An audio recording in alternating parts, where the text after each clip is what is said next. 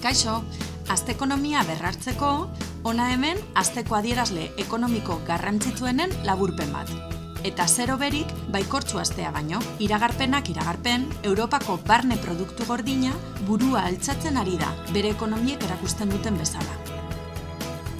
Espainiaren kasuan, emaitza ona etxeetako kontsumoaren abiadak azaltzen du. Tokian tokikoari erreparatuz, nabarmentzekoa da industria ekoizpenak uztailean izandako aurrerapena. Tasa garrantzitsua da sektorearen zati batek bizi duen hornidura faltaren arazoa kontutan hartzen bada. Halaber, Euskadiko eraikuntzako ekoizpena hasi egin da aurtengo bigarren hiruhilekoan, grafikoan ikus daitekeen bezala. Eraikuntza eta obra zibilak indizea indartzen dute. Errebote efektu gisa nabarmentzekoa da sektoreko enpleguak gora egin duela. Hurrengora arte!